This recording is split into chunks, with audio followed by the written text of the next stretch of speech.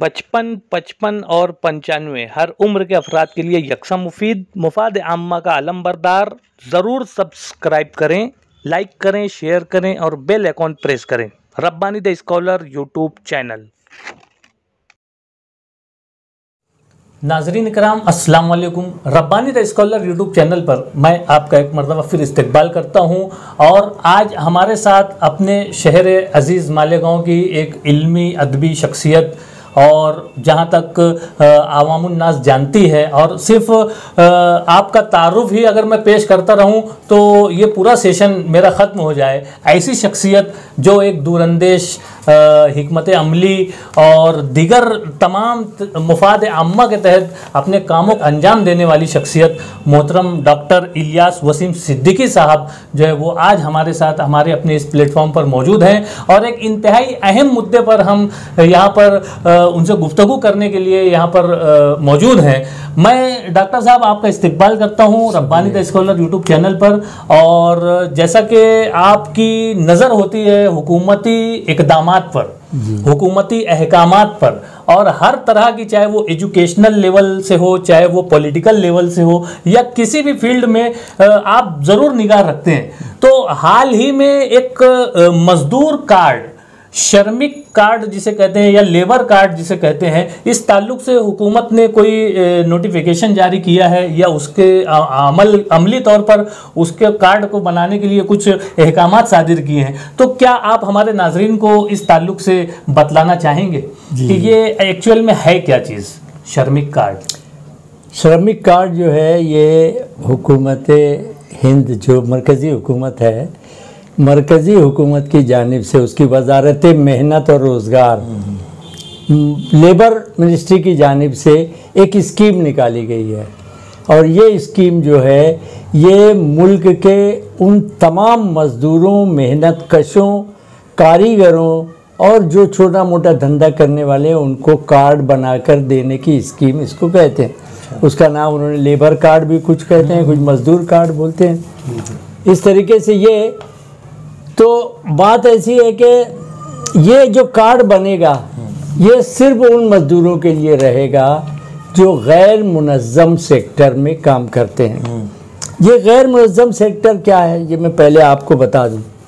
देखिए बात ऐसी है कि जो मुनज़्ज़म सेक्टर जैसे बैंक्स हैं, अगर उनका कोई मुतालबा होता है एक साथ सारे इंडिया की बैंकें जो हैं वो उनके कर्मचारी हड़ताल कर देते हैं। वो संगठित सेक्टर है, वो ऑर्गेनाइज सेक्टर कहलाता है, इसलिए उनकी मांग जल्दी पूरी हो जाती है। अभी आपके असातिज़ा किराम हैं या स्कूलों के स्टाफ है, कॉलेज के स्टाफ हैं, ये सब भी संगठित में या तो मुनज़्ज़म सेक्टर में आते हैं। तो ये भी अपना काम आसानी से निकाल लेते हैं, हुकूमत से बातचीत करके, हड़ताल करके, एहतजाज करके वगैरह वगैरह।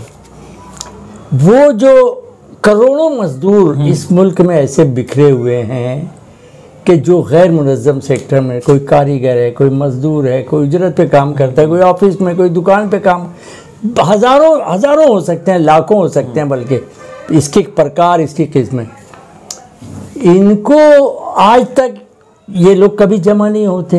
ये अपने मुतालबात एक साथ हुकूमत के पास रख नहीं सकते। आज तक इनको ये गैर मुनज़्ज़म सेक्टर में काम करने वाले लोगों की मालूमात जमा करने और उनको कोई शनाख्त अता करने के लिए आज तक कोई कदम नहीं उठा, इसलिए इनका कोई रिकॉर्ड भी नहीं है। बराबर हुकूमत के अंदाजे के मुताबिक लगभग 38 करोड़ मज़दूर और कारीगर और छोटे मोटे दुकानदार इस मुल्क में हैं जो गैर मुनज़्ज़म सेक्टर में काम करते हैं। हुकूमत का इरादा ये है कि वो इनको इस किस्म का शनाख्ती कार्ड, जिसको आप लेबर कार्ड कह सकते हैं, वो जारी करे, उनको एक शनाख्त भी अता करे और उनकी मालूमात जमा करके फिर स्कीमें बना सके मुस्तकबिल में। ये हुकूमत का मकसद है। इस कार्ड के फ़वाइद क्या हो सकते हैं? सबसे बड़ा फ़ायदा तो ये है कि गैर मुनज़्ज़म सेक्टर में काम करने वाले लोग आज तक यही नहीं मालूम कि उनकी तादाद क्या है, उनकी माली हैसियत क्या है, कैसे काम करते हैं वो, उनका घर कैसे चलता है, कैसे वो हेल्थ और सेहत को कैसे मेंटेन कर पाते हैं। कोई रिकॉर्ड हुकूमत के पास नहीं था आज तक। ये अब जो ये कार्ड बनाने के बाद सबसे बड़ा फ़ायदा रिजवान साहब ये होगा कि ये सारे जो मैंने कहा कि हुकूमत की नज़र में 38 करोड़ लोग हैं, इनका एक डाटाबेस जमा होगा, हुकूमत के पास मालूमात जमा होगी। ये सबसे बड़ा फ़ायदा होगा। और फ़ायदा नुकसान तो मैं बोलता हूँ सोचना इसलिए नहीं चाहिए। जब इस मुल्क में आधार कार्ड बन रहा था तो क्या हमको पता था कि इसके फ़ायदे क्या हैं? जो आधार कार्ड बन रहा है बना लो यही रहता था और लोग जाते थे बना लेते। आज तो ये हालत है कि आप हिंदुस्तान में रहने वाला कोई भी शख्स आधार कार्ड के बगैर एक कदम आगे नहीं बढ़ सकता ज़िंदगी में, वो कोई काम नहीं कर सकता, इतना इम्पोर्टेंस हो। इसलिए आज सब हम फ़ायदे उसका बतला नहीं सकते। अलबत्ता ये ज़रूर है कि अगर हुकूमत कोई स्कीम नाफिज करना चाहे, जैसे अब इसमें जैसे पावरलूम मजदूर हैं उनके लिए कोई अलहदा से स्कीम लाना चाहे, या तो दुकानों पे काम करने वाले लोग हैं या छोटा मोटा काम, इनके लिए अलग अलग डाटाबेस जब जमा होगा, डाटा जमा होगा, मालूमात जमा होगी, तो इनके लिए गवर्नमेंट अलग अलग स्कीम में नाफिज कर सकेगी। लेकिन आज जो तय है वो आपको बता दूँ कि इंश्योरेंस योजना एक है पीएम के नाम से, तो उसमें अगर जब हम कार्ड बना लेते हैं तो अगर इत्तेफाकी हादसाती मौत हो जाती है किसी शख्स की जो कार्ड होल्डर है तो उसको 2 लाख रुपए मिलेंगे। अच्छा। और अगर हादसे में वो कोई एक उज़्व ज़ाय हो गया और वो परमानेंटली डिसेबल्ड हो गया, ऐसे लोगों को हुकूमत 1 लाख रुपए देगी। ये एकदम सामने की चीज़ है। लेकिन और सारी जो फ़वाइद हैं वो तो वक्त आने पर हमको इंशाल्लाह मालूम पड़ जाएंगे। मेरा सवाल ये बनता है यहाँ पर कि क्या ये मर्द मजदूरों के लिए है या ख़वातीन मजदूरों के लिए या दोनों के लिए? ये मजदूरों के लिए है। ये जब मैं बोलता हूँ कि मजदूर तो उसमें ख़वातीन और उसमें मर्द सभी शामिल होते हैं। अब बाज़ छोटे मोटे आप भाजी तरकारी की दुकानों पर जाइए, आपको सारा उन छोटी मोटी दुकानों पे काम करने वाली ख़वातीन मिलेंगी, वो भी बना सकती हैं। घरों में काम करने वाली औरतें होती हैं, खादमाएँ होती हैं, वो सब भी कार्ड बना सकती हैं। हुकूमत ने ये स्कीम उनके लिए भी बनाई है। तो इसलिए इसमें औरत मर्द की कोई तखसीस नहीं है। बस एक ही शर्त है, गैर मुनज़्ज़म सेक्टर का गैर मुनज़्ज़म मजदूर या कारीगर या छोटा मोटा धंधा करने वाला होना चाहिए।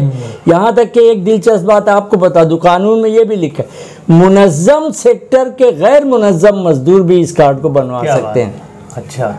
जैसा कि हिंदुस्तान में और गालबन महाराष्ट्र में एक कानून है कि बच्चा मजदूर जो है, बच्चा मजदूरी पर पाबंदी जी। और अभी आपने कहा कि ये लेबर कार्ड है। अब बेशुमार ऐसे कारोबार है, बेशुमार ऐसी जगह हैं जहाँ पर बच्चे भी मजदूरी किया करते हैं, तो क्या इसमें वो भी शामिल हैं या फिर कोई उम्र की हद मुतय्यन की गई? जी, अच्छा सवाल किया आपने, मुझसे ही सहब हो गया, बता नहीं पाया।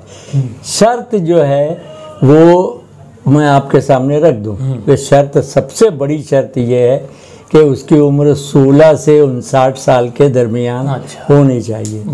अभी एक बात ये भी है कि ये कार्ड बनाने की मुद्दत है, मतलब दिलचस्प है। जो लोग कानून का मुतालिया करेंगे तो एक दिलचस्प इंकशाफ होगा।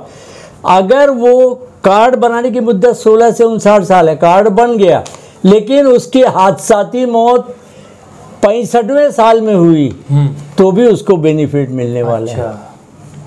लेकिन ये उम्र की कैद उसमें है और इसी उम्र के जो बीच में लोग हैं वो कार्ड को बनवा सकते हैं। मुनज़्ज़म सेक्टर और गैर मुनज़्ज़म सेक्टर, इसको ज़रा सा हमारे नाजरीन में, चूँकि तलबा तालबात भी हैं और आवामुन नास भी हैं, कुछ पढ़े लिखे भी हैं, कुछ तालीम याफ्ता भी है, कुछ गैर तालीम याफ्ता भी है, तो थोड़ा सा एक एक्सप्लेन कर दें कि मुनज़्ज़म सेक्टर क्या होता है और गैर मुनज़्ज़म सेक्टर क्या होता है। जी, इससे पहले हालांकि बहुत इशारतन मैंने बता दिया कि जैसे बैंकिंग सिस्टम, बैंक वाले सब मुनज़्ज़म हैं, बराबर उनकी तंजीमें काम करती हैं, अलग अलग तंजीमें हैं, वो एक आवाज़ पर सब इकट्ठा होते हैं। ऐसा मजदूरों के साथ है क्या? नहीं। मजदूरों की ट्रेड यूनियन भी है, लेकिन वो ट्रेड यूनियन इन सारे मजदूरों को इकट्ठा नहीं कर पाती जो पूरे मुल्क में फैले और बिखरे हुए हैं। तो गैर मुनज़्ज़म सेक्टर का मतलब ये है कि कोई ऑर्गेनाइज्ड लोग नहीं है, ये कोई मुनज़्ज़म तरीके पर या तो संगठित किस्म के नहीं है, और संगठित जिसको हम लोग कहेंगे ये लोग हैं, तो उन्हीं लोगों का कार्ड जिसकी उम्र 16 से 59 साल के बीच वो बना सकते हैं। बहुत ही अच्छा आपने एक्सप्लेन किया इस ताल्लुक से मुनज़्ज़म सेक्टर और गैर मुनज़्ज़म सेक्टर। हमारे समाज और माशरे में हम जब निगाह दौड़ाते हैं तो हमें दिखाई देता है कि एक दूध बेचने वाला, एक सब्जी फरोश और रिक्शा ड्राइवर और दीगर छोटे मोटे कारोबार करने वाले जो हैं बेशुमार अफराद हमें नज़र में आते हैं। ये सारे अफराद जो है वो गैर मुनज़्ज़म सेक्टर में आ जाते हैं। यकीनन हमारे इस सेशन से उन तमाम मजदूरों को यकीनन फ़ायदा हो सकता है, शर्त यह है कि वो मुकम्मल मालूमात लेकर जो है वो अगला कदम अपना उठाएं। सर, मैं जानना चाहूँगा कि इस कार्ड को बनवाने के लिए कुछ कागजात भी लग रहे हैं या कोई फॉर्म वगैरह फिलअप करना है, किस तरह से ये कार्ड बनाया जा सकता है? जी, बहुत अच्छा कि आपने, इससे काफ़ी लोगों का फ़ायदा होगा। इसकी मालूमात मिलने से कोई कागज़ नहीं लगेगा। अच्छा, आपको इनकम सर्टिफिकेट देने की ज़रूरत नहीं है, आपको कोई किसी चीज़ की भी ज़रूरत, सिर्फ 3 चीज़ चाहिए, सिर्फ 3। एक तो आधार कार्ड जो आपका बना वो, और दूसरे आधार कार्ड से लिंक मोबाइल, ये 2 नंबर की चीज़, और तीसरे आपका बैंक पासबुक IFSC कोड के साथ, वो उसमें पासबुक पे लिखा रहता है। अच्छा, ये इतनी चीज़ें आपकी चाहिए। अगर आपका आधार कार्ड पर आपने बैंक अकाउंट दिए तो वो सारी तफसीलात उसमें आप ही आप आ जाती हैं, और जब फॉर्म फिल करने बैठो तो फ़ोटो भी आधार कार्ड वाला उसमें आ जाता है आप ही आप। इसलिए गवर्नमेंट ने एक ख़ास कोशिश की है कि इसको बहुत आसान रखा है। मैं आपसे बताऊं रिजवान साहब, अगर कोई आम आदमी जो एंड्रॉयड फ़ोन लेके बैठा है, वो एंड्रॉयड फ़ोन पर अपनी मालूमात खुद भी भर सकता है। अच्छा। उसको कहीं पर, लेकिन सब नहीं कर सकते, मिस्टेक होने का डर है, बहुत सी चीज़ें नहीं समझेगी। इसलिए सर्विस सेंटर पर जाकर अगर वो फॉर्म भरवा लें और कार्ड बना के अपने पास रखें तो ज़रूर इससे वो बना पाएंगे। और इसके लिए उनके लिए शराइत जो है वो पूरी करना चाहिए, जो मैंने पहले बताई हैं। एक जो आम रुझान होता है आवाम का, ये सवाल जो मैं आपसे करने जा रहा हूँ, ये समझिए कि ये आवाम का सवाल है कि इससे हमें क्या फ़ायदा मिलेगा, ये कार्ड बनाने से हमें क्या पैसे मिल जाएंगे, या हमारे बैंक बैलेंस बढ़ जाएगा, या इससे क्या फ़ायदा होगा, उन मज़दूरों का क्या फ़ायदा होगा, ये भी आप हमारे नाज़रीन को बतलाएं। मोहतरम, जब मैंने मजमून लिखा, मेरा मजमून छपा और लोग मुझसे दरियाफ्त करने के लिए मेरे सिद्दीकी ज़ेरॉक्स पर शॉप पर आने लगे, तो हाँ, तो क्या क्या लगेगा पूछते हैं मुझसे। अच्छा। सुनिए आप, पूछते हैं क्या क्या लगेगा इसमें, तो मैं बताता हूँ ये 3 चीज़ आपकी चाहिए, इसमें काम हो जाएगा। इसका फ़ायदा क्या होगा? तो मैं उनसे कहता हूँ फ़ायदा नुकसान बाद में सोचिए, पहले कार्ड बनवा लीजिए। मैंने कहा कि आप आधार कार्ड का ही फ़ायदा आपको कहाँ मालूम था, आज कितना फ़ायदा है। मैं इसका इसलिए बोलता हूँ कि ये जो सबसे बड़ा फ़ायदा बता चुका हूँ, गवर्नमेंट के पास डाटा जमा होगा ये, और उससे बड़ा फ़ायदा आपको बताता हूँ कि अगर इन गैर मुनज़्ज़म सेक्टर के मज़दूरों, कारीगरों और ताजिरों को कोई स्कीम इनके लिए बनाना है, बजट में कोई चीज़ रखना है, कोई नया प्लान देना है, तो ये ज़रूरी है कि उनके पास ये कार्ड हो। और ये वो तमाम स्कीमें जो आगे बनाई जाएंगी इसी डाटा की बुनियाद पर, उनसे फ़ायदा उठाने के लिए आपके पास ये कार्ड होना बहुत ज़रूरी है। तो इसलिए सबसे बड़ा फ़ायदा यही है कि आपको गवर्नमेंट की मुख्तलिफ़ स्कीमें जो जिनका निफाज गैर मुनज़्ज़म सेक्टर के मज़दूरों के लिए होगा, उसका फ़ायदा आपको ज़रूर मिलेगा। हर मुल्क के हर बाशिंदों के लिए हुकूमत की स्कीमें होती हैं, लेकिन एक आवामी रुझान ये है कि मुसलमान जो है वो कुछ स्कीमों से जो है वो बचता है, कहीं ना कहीं वो अपने आप को मुख्तलिफ हुकूमत की भी स्कीमों से वो दूर रखता है। तो मेरा सवाल यहाँ पर यह है कि क्या मुसलमानों को इस कार्ड में दिलचस्पी लेनी चाहिए? इसमें हिंदू मुसलमान का सवाल तो नहीं पैदा होना चाहिए। हम लोगों की जो सबसे बड़ी कमज़ोरी है कि हम लोग पहले ये जांचने में लग जाते हैं कि इसका कितना फ़ायदा हमको मिलेगा। एक्चुअली कैसा है कि अब देखिए फ़ायदा तो मुसलमान उठा, स्कॉलरशिप जब शुरू हुई, आप जाकर बैंकों में देखिए ना, हमारी तालिबात जो हैं बुरके में, तालिबात का एक भीड़ लगी होती है जब स्कॉलरशिप्स आती है उनके वहाँ, कितनी दौड़ भाग करते रहते। तो ये इसका ऐसा नहीं है कि वो बेदार नहीं है, लेकिन ये है कि पहले ये देख लेते हैं कि अपना फ़ायदा नुकसान क्या है। मैं उससे परे मैं बोलता हूँ कि मुसलमानों की एक सबसे बड़ी कमज़ोरी भी ये है कि वो किसी चीज़ का बारीक बीनी से मुतालिया नहीं करते, और ख़ुद उनके जो पढ़े लिखे लोग, मैंने एक मजमून लिखा, लोगों तक मालूमात पहुँची कि यह ऐसी ये स्कीम है गवर्नमेंट की। इस तरीके से बेदारी अवाम में कायम रहे, इसकी जद्दोजहद मुसलमानों को हमेशा करते रहना चाहिए। और उनके जो लोग जानकार हैं, जो फ़िक्रमंद लोग हैं, उम्मत मुस्लिमा की फलाह जो लोग चाहते हैं, उन लोगों को चाहिए कि वो इस किस्म की रहनुमाई का फरीज़ा हमेशा। मैंने इससे पहले जब मैंने मुसलमानों को परेशान देखा आज उसके लिए NRC के लिए, बहुत मैं देखता था दुकानों पर भीड़ लगी है, ये चलेगा क्या, ये कागज़ चलेगा क्या, कितने दिन पुराना चाहिए। तो मैंने खुद सोचा कि ये लोग बहुत गुमराह किए जा रहे हैं या उनको समझ नहीं रहा है। तब मैंने एक किताब NRC गाइड लिखी और उसमें उनको, तब मैं अल्लाह के फजल से इतनी दुआएं मुझे मिली है। मुझे दूर दूर से, लखनऊ से, दिल्ली से फ़ोन आते थे कि आपने हमारा सारा टेंशन ख़त्म कर दिया। तो ये जो चीज़ें हैं इसका बारीक बीनी से मुतालिया करना चाहिए, उससे दोनों फ़ायदा होगा ना। आपके फ़ायदे की चीज़ आपकी समझ में आएगी, और हुकूमत आपको नुकसान पहुंचाना चाहती है तो वो भी उससे समझ में आएगा, उसका तदारुक आप कर सकते हैं। बहुत ही अच्छा जवाब दिया यहाँ पर डॉक्टर इलियास वसीम सिद्दीकी साहब ने, और एक दूरअंदेशाना जिस तरह से आपकी निगाह है, दोरस निगाह है, और आप हमेशा से आवामुन नास को और एक तरह से मुफाद आम्मा के तहत कामों को जो है वो अव्वलियत दिया करते हैं। और आज का ये सेशन जो है श्रमिक कार्ड, लेबर कार्ड के ऊपर जिस तरह से Rabbani the scholar YouTube channel पर आप नाजरीन तक पहुंचाने की हम लोग कोशिश में हैं, वो इसकी वजह यही है कि एक आवाम को और ख़ास तौर से उन मज़दूरों को जो है वो फ़ायदा हो जाए जो हर तरह की सहूलियात से महरूम रह जाते हैं, कहीं ना कहीं उनको महरूमियत और यासियत का शिकार हो जाते हैं। तो इन्हीं को बचाने के लिए जो है डॉक्टर इलियास वसीम सिद्दीकी साहब ने अपना कीमती वक्त दिया। सर, मैं एक आखिरी सवाल आपसे करना चाहूँगा कि आप हमारे अवामुन नास को, हमारे नाजरीन को कोई पैगाम दें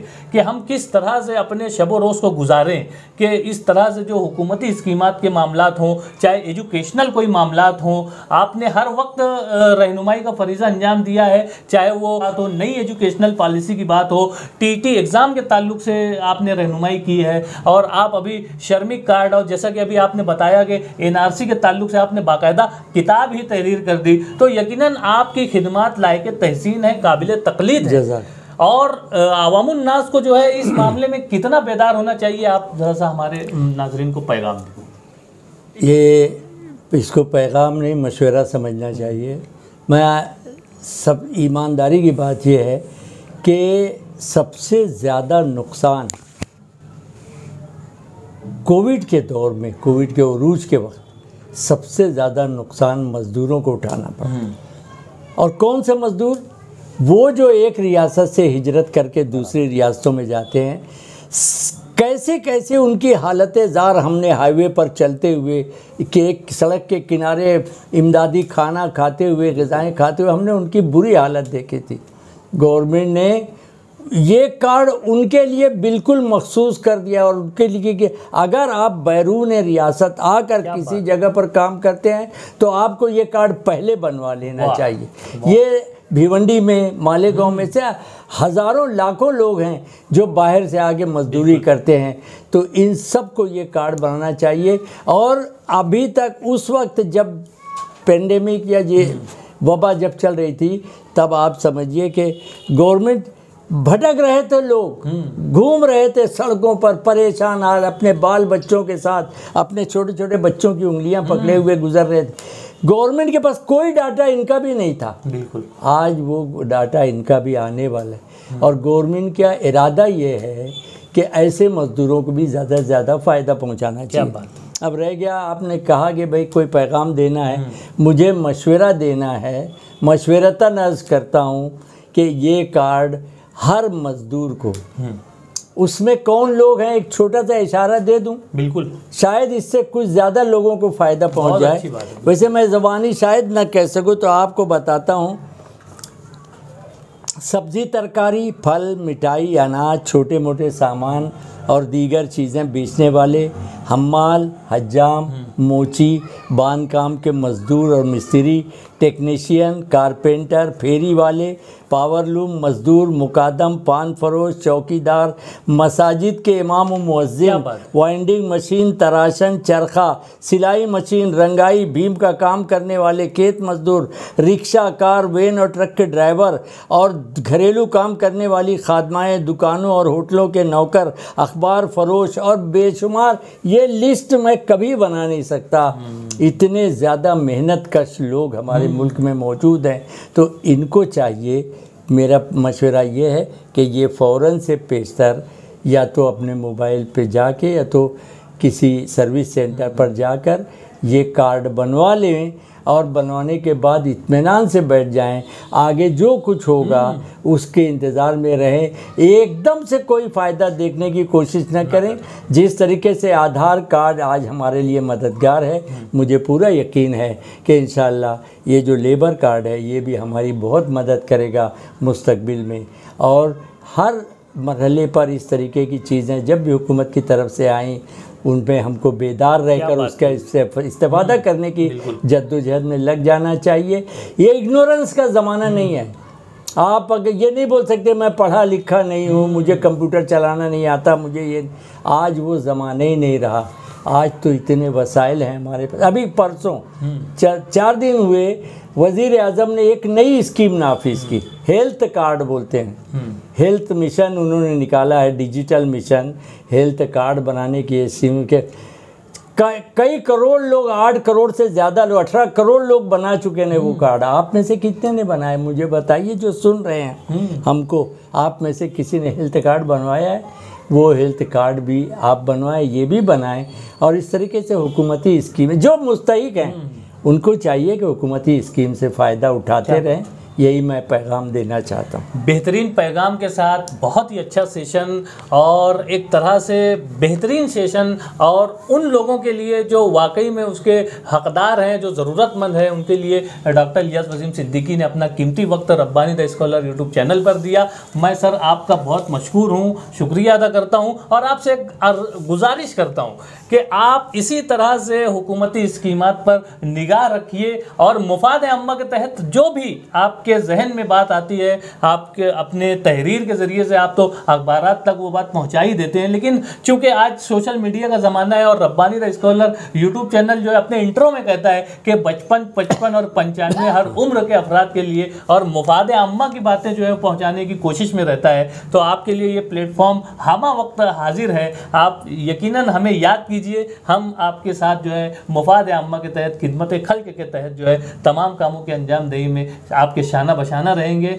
आपने बहुत कीमती वक्त दिया, शुक्रिया। खुदा हाफिज़। खुदा हाफिज़। Rabbani the scholar YouTube channel इल्मी, अदबी, दीनी, मिल्ली, समाजी, सकाफ़ती, तहजीबी, फ़लाही, तिब्बी, फ़न्नी, माशी, तिजारती, माशरती, इंतज़ामी, इनकलाबी, तहरीकी, तहक़ीक़ी, तकनीकी, तफ्तीशी, तामीरी, तालीमी व मालूमाती यूट्यूब चैनल ज़रूर सब्सक्राइब करें, लाइक करें, शेयर करें और बेल आइकॉन प्रेस करें। Rabbani the scholar YouTube channel.